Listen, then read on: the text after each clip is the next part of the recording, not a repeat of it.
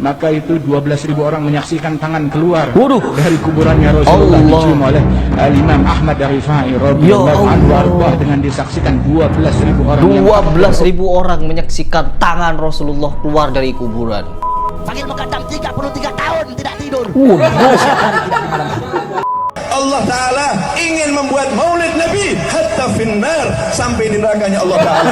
Di neraka tetap ada maulid. Di neraka hari Senin tidak.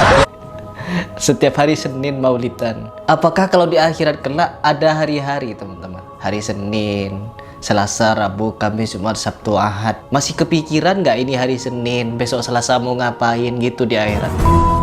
A'udzubillahi minasyaitonirrajim. Bismillahirrahmanirrahim. Teman-teman, kali ini saya memiliki beberapa video untuk kita simak bersama-sama bagaimana ketika kita mendengar beberapa orang habaib, dimana ketika mereka berceramah, ceramahnya berisi tentang kisah-kisah atau cerita-cerita yang mungkin kisahnya itu perlu kita telusuri ulang, apalagi menyangkut dunia akhirat. Karena kalau menurut saya pribadi ini perlu ditelusuri lagi kebenarannya, dan cukup lucu kalau kita mendengarkannya, apalagi yang menyampaikan adalah sosok-sosok Habib.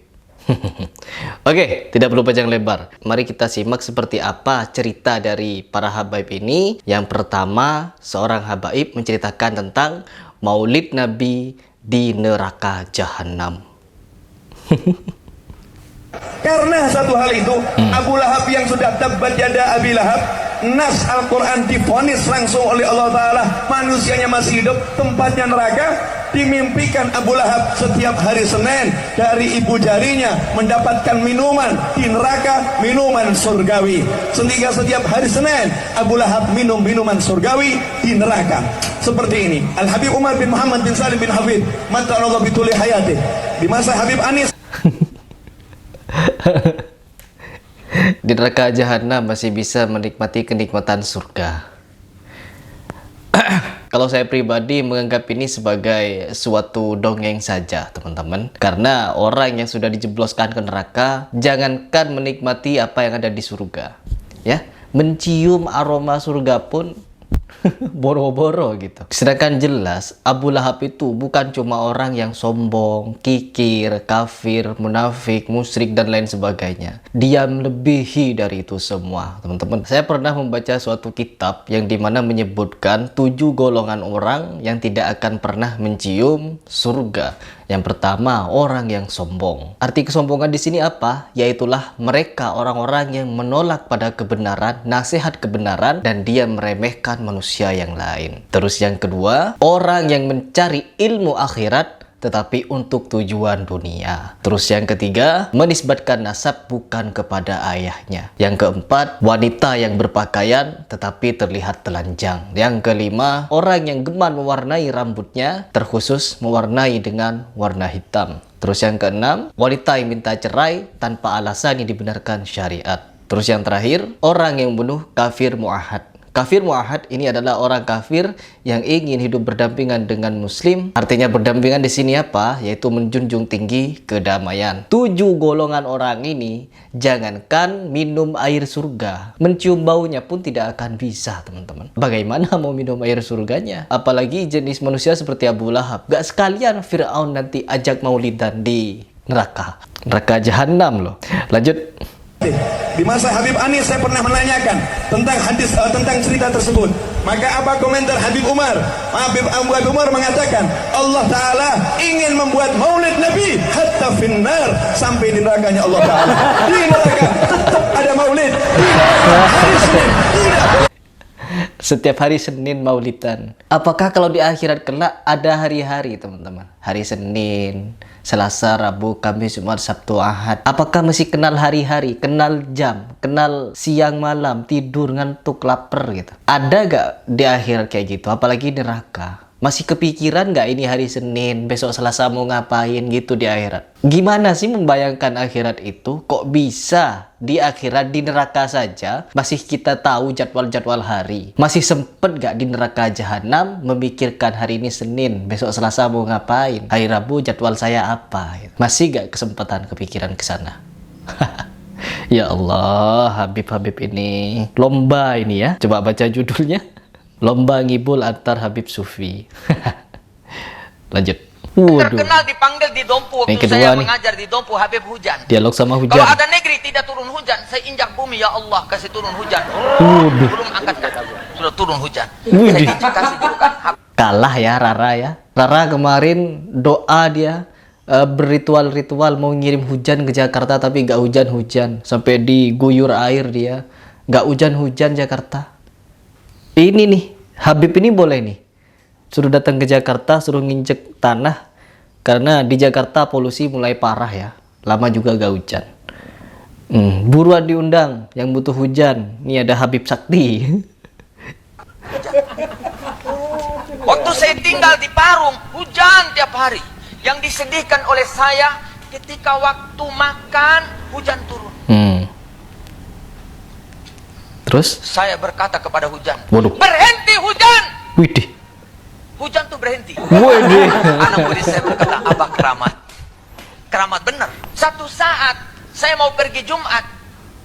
Pas adzan, hujan turun. Saya berkata, hujan! Berhenti! Dijawab oleh hujan.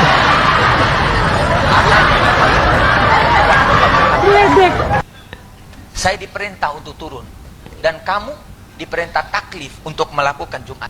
Sebenarnya kalau dulu Imam Ahmad Rifai ketika Tangan dia Rasulullah ziarah ke makam keluar dari Rasulullah kubur. Sallallahu Waduh, Alaihi Wasallam, ini lebih parah. disaksikan dengan Ini yang kemarin diceritakan sama muhibbinnya Guru Skumpul. Ketika saya tidak terima arwah Nabi Muhammad bangkit dari kubur, ini lebih parah. Ini tangannya yang keluar katanya.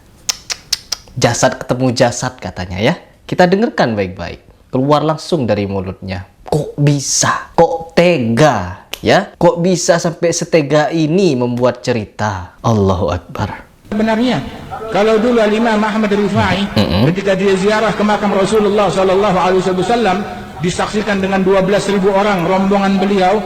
Lantas di hadapan pusara Nabi Muhammad dia berkata, dulu waktu saya jauh di kampung saya, tiap hari saya hanya mengirim ruh cinta saya kepada engkau, mencium tanah ini. Sekarang jasad sudah hadir berjumpa dengan jasad, ulurkan tanganmu agar bisa aku cium langsung. Maka itu 12.000 orang menyaksikan tangan keluar dari kuburannya Rasulullah dicium oleh Imam Ahmad Rifai radhiyallahu anhu dengan disaksikan 12.000 orang. 12.000 orang menyaksikan tangan Rasulullah keluar dari kuburan. Apa-apaan ini? Ini cerita apa ini ya Allah? Sudah kayak film Naruto, Edo Tensei, membangkitkan orang mati. Orang mati bisa hidup kembali. Ya Allah. Ini apa-apaan Habib ini? Kenapa bisa setega ini dia menceritakan? Merinding saya ya. Sampai keringetan saya. Ya Allah. Tersebutlah sebuah kisah. Ini apa lagi nih keempat? Amlan nanti mati. Sehingga 300 tahun umurnya. 300 tahun. Tidak mati sehingga 300 tahun umurnya. Waduh. Lantas Rasulullah datang kepadanya dalam mimpi dan Rasul berkata, sampai kapan kamu mau hidup? Waduh. Maka pada esok harinya dia tidak membaca doa laqad ja'akum sampai Rabbul Arsyil Azim, dan pada menjelang maghrib dia nyawanya dicabut oleh Allah Subhanahu wa ta'ala. Panggil Muqaddam Muhammad Nabi Alawi di umur 7 tahun mengkhatamkan Al-Quran dalam 1 rakaat sholatnya. Bisa kamu ikuti? Waduh. Umur 7 tahun mengkhatamkan Al-Quran dalam 1 rakaat sholat. Waduh. Layanam. Umur 7 tahun di dalam sholat 1 rakaat menghatamkan Al-Quran. Kalau 2 rakaat berarti menghatamkan 2 kali. Gimana? Cara bacanya gimana? Rasulullah saja ketika dia sholat gak sampai hatam. Gak pernah ada riwayat Rasulullah ketika sholat menghatamkan Al-Quran. Kenapa baru ada wali sekali rakaat langsung hatam? Wah, gak habis pikir ya. Kalau ada 5 waktu sehari, sudah berapa kali khatam? Lanjut dulu. 33 sanatan la lailan wala naharan. Panggil Muqaddam 33 tahun tidak tidur. Orang nanya, ya panggil Muqaddam ya Imam, kenapa kamu gak tidur 30? Sudah, aduh, Rasulullah Shallallahu Alaihi Wasallam saja merasakan tidur, merasakan capek, merasakan lapar, merasakan lelah, merasakan ngantuk, tidur. Rasulullah tidur, teman-teman. Tidak ada riwayat Rasulullah begadang selama 25 tahun, begadang selama 30 tahun. Imam Syafi'i tidak pernah ada riwayat tidak tidur selama beberapa tahun. Ini keren, subhanallah. 33 tahun nggak tidur. Bayangkan. Katanya Allah laisa kamislihi. Tapi kenapa ada manusia yang hampir disetarakan dengan Allah tidak pernah tidur? Apa-apaan cerita ini? Tahun. Jawab beliau, bagaimana mungkin saya bisa tidur? Melihat ke kanan sorga, melihat ke kiri neraka. Dalam riwayat, melihat ke atas arasnya Allah subhanahu wa ta'ala. 1 menit lagi. Alhamdulillah, Habib dan saya dan Umi dan adik Habib dan istri vampire telah meminum darah Rasul sallallahu alaihi wasallam sebentar tadi. Minum darah Rasul kapan? Sekarang. Rasulullah sudah wafat 1400 tahun yang lalu. Apa bisa darahnya bisa sampai hari ini? Gimana caranya mendapatkan darah itu? Kalian percaya? Biar apa sampai begini, ya Allah? Biar pengikutnya semakin gulu. Sampai ngomong minum darah Rasulullah. Coba kita baca komentarnya. Di mana ada sufi dan anak keturunannya, di situ kita temukan ribuan dongeng bermunculan. Sedih mendengarnya. Apa nggak ada tema yang lain yang isinya kebenaran daripada bul takibul? Lumayan untuk ngabuburit denger dongeng model gini. Lucu. Sangat terhibur. Kalau saya bukan terhibur ya, tetapi sedih. Harusnya mereka adalah para habaib ini menjunjung tinggi ajaran kakeknya atau ajaran Nabi Muhammad, bukan malah membuat dongeng-dongeng seperti ini yang justru malah mengarah pada khurafat. Saya tidak punya banyak komentar. Capek sudah. Dulu saya membahas guru sekumpul sampai gila-gilaan tuh muhibbinnya.